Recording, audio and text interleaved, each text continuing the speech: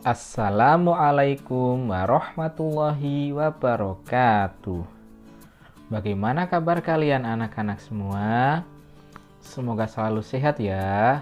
Sekarang kita akan belajar tema 2, subtema 1, pembelajaran 1, kelas 4 SD. Sebelum memulai pembelajaran, marilah berdoa menurut agama dan kepercayaan masing-masing. Berdoa mulai. Berdoa selesai, kita langsung mulai ke pembelajaran ya.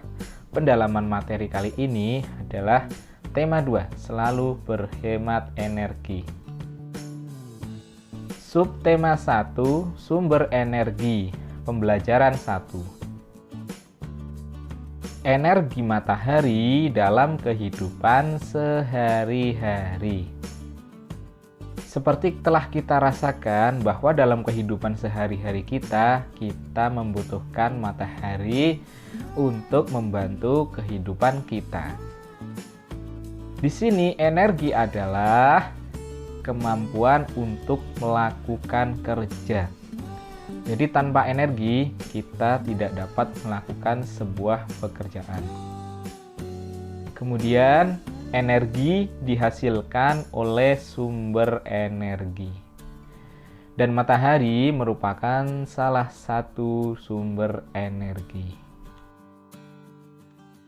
Sumber energi terbesar bagi bumi adalah matahari.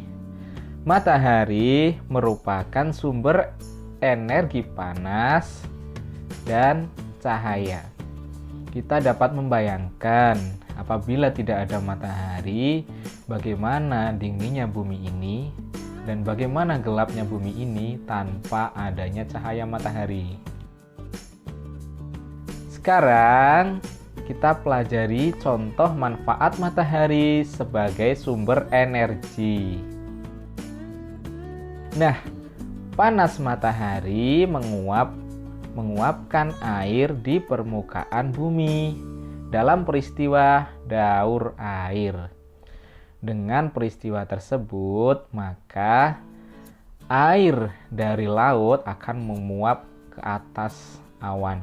Kemudian akan jatuh lagi dalam bentuk hujan.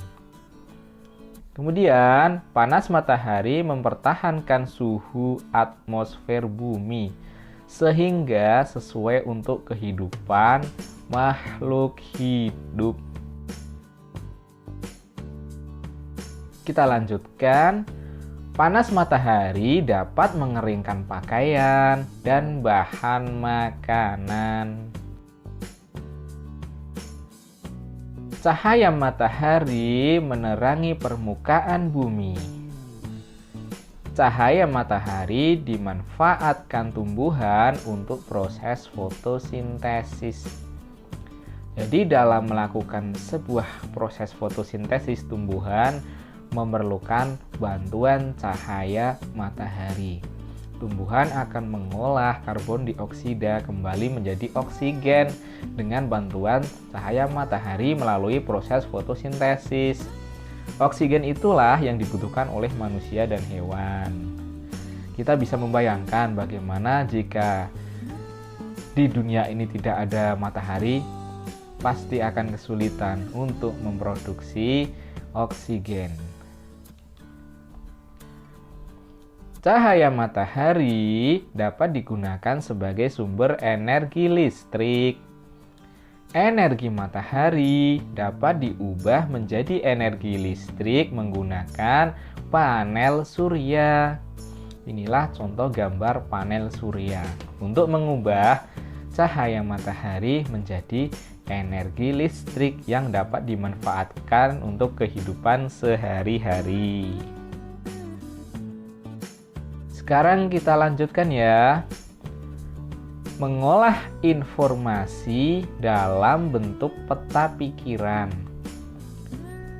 Mengolah informasi adalah mengolah sumber data berupa gambar atau teks menjadi sebuah informasi yang lebih jelas. Salah satu cara mengolah informasi adalah dengan membuat peta pikiran. Perhatikan teks berikut ini. Minyak bumi termasuk sumber daya alam yang terkandung di dalam perut bumi. Diperoleh melalui proses penambangan. Persediaannya sangat terbatas. Harus digunakan secara hemat dan tepat. Jadi minyak bumi itu merupakan salah satu sumber daya alam yang terdapat di perut bumi. Minyak bumi dalam kehidupan sehari-hari kita sangat memerlukan untuk mendukung kehidupan.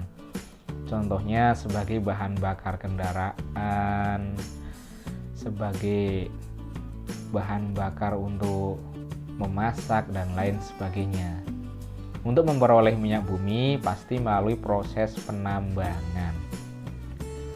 Namun, ketersediaan minyak bumi ini sangatlah terbatas, dan untuk menghasilkan minyak bumi itu dibutuhkan waktu yang sangat lama sekali, ribuan sampai jutaan tahun. Maka dari itu, dengan keterbatasan jumlah minyak bumi, kita harus menggunakannya secara hemat dan tepat, yaitu dengan cara tidak boros menggunakan minyak bumi. Bijak-bijaklah dalam menggunakannya.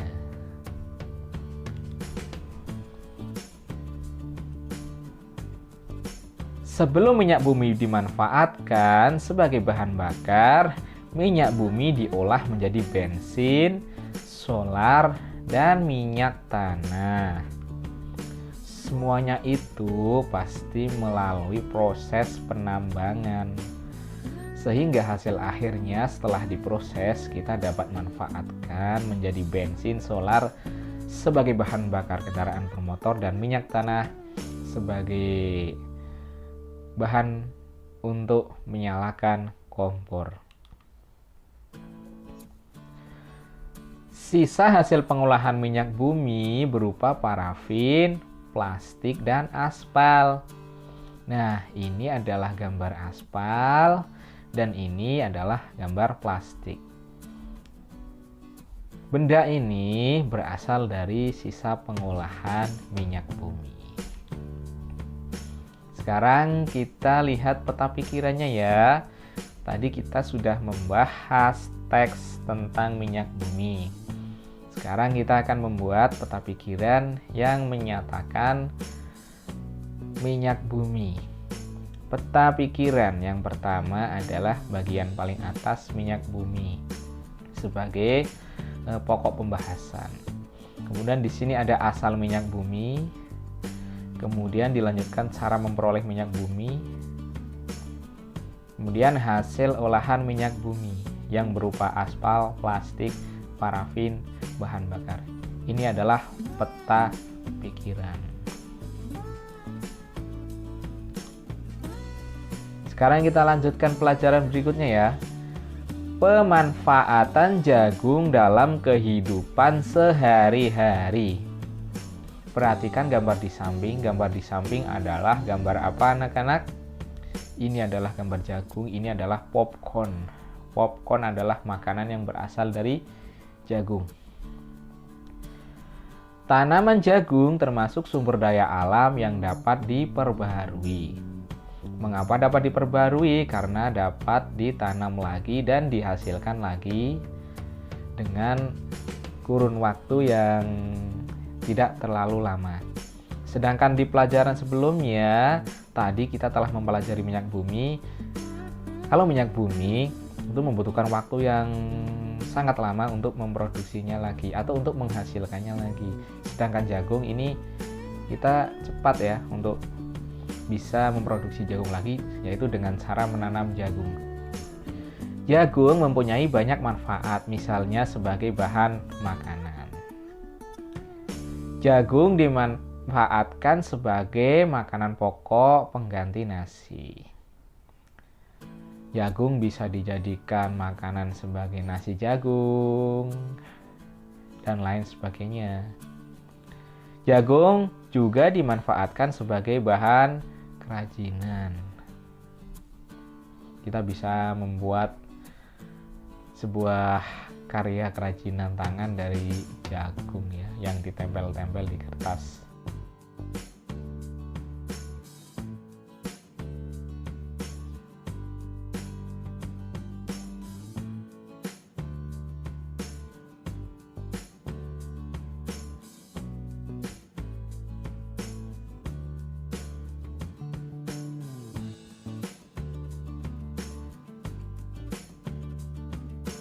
Baiklah anak-anak, pembelajaran kali ini cukup sampai di sini. Semoga bisa bermanfaat bagi kita semua.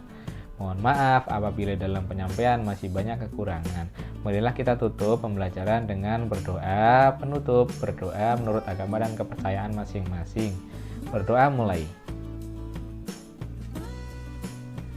Sampai ketemu lagi di pembelajaran berikutnya. Jangan lupa subscribe channel ini agar nggak ketinggalan video terbaru, terutama video pembelajaran. Wassalamualaikum warahmatullahi wabarakatuh.